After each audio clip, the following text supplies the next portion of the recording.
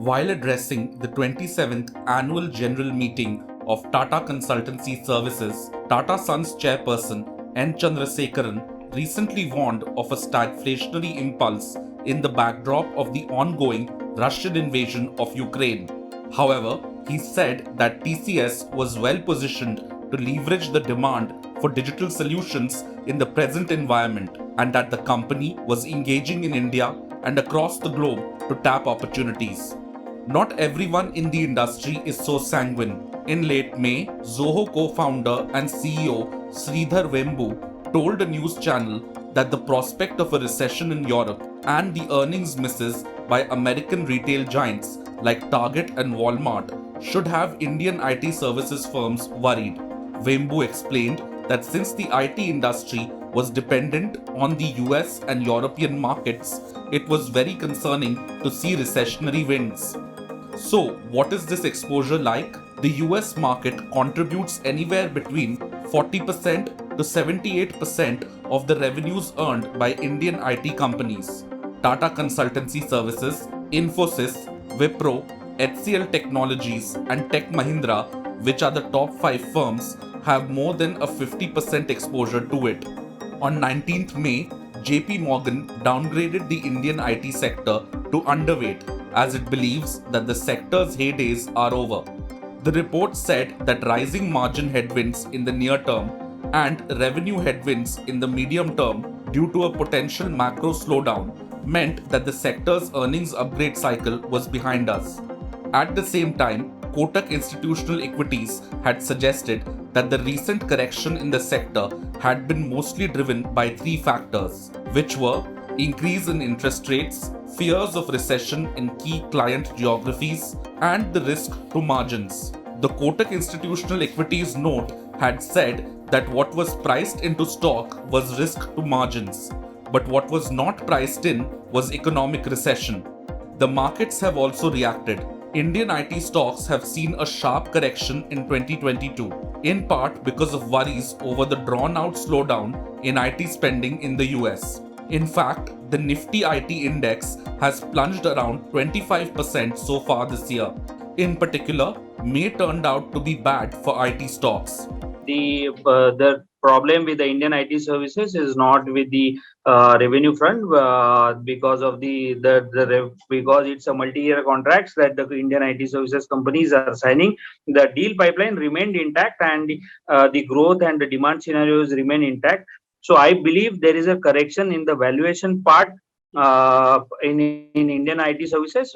We see that depreciation of the 10 to 15% of the valuation or the multiples that Indian IT services was demanding in the previous few quarters. I see that the correction is being done so far and likely to continue with falling markets because excess liquidity is being fetching from the markets to the primary markets rather than being on the secondary. So that might create an uncertainty in the markets going ahead. So I believe that likely to go far unless until there will be stability in the macroeconomic conditions. Every investor should look into the value investing rather than investing into the across the sectors. I believe the value investing should consider companies those have the higher revenue growth momentum. Secondly, the execution part, how they are doing the execution, which means and controlling the attrition rate, retaining the employee, maintaining the margins. On their part, IT companies see the pipeline for digital transformation deals staying strong for several years. Note that these deals have been driving the order books since the COVID-19 pandemic began. So, is the relatively strong 2022-23 growth guidance put forward by IT companies under threat now? In a short to medium term, we do not see that it is going to create any challenge for the IT service providers at the moment, because their pipeline is full and they are doing well at the moment. And we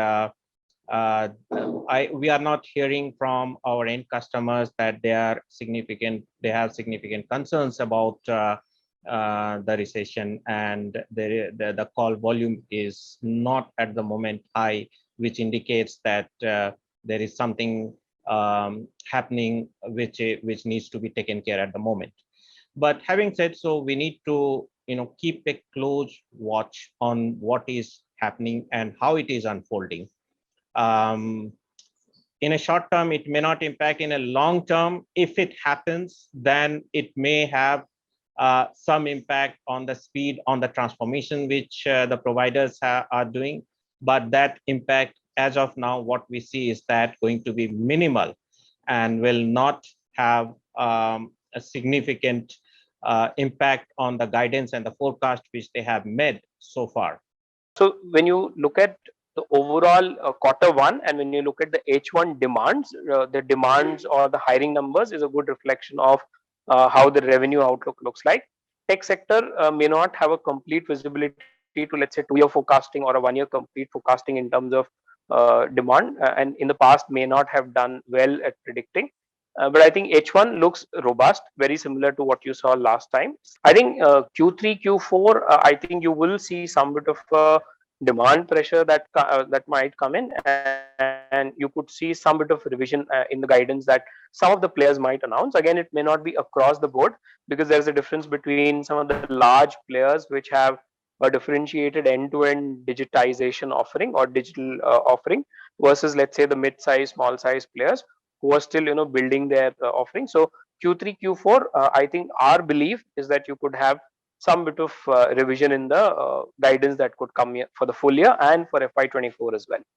What's also going to happen is there is a lot of inflation pressure that's coming in. While there is a recession fear on one side, but there's definitely going to be a lot of inflation in the US and Europe, and that is going to have some benefit for India because a lot of those high cost jobs, it will be difficult for the US tech sector also to afford, and even the likes of Accenture, Capgemini, Cognizant will also start seeing a lot of wage hike pressures there, and that part of the jobs are still continue to going to move to India.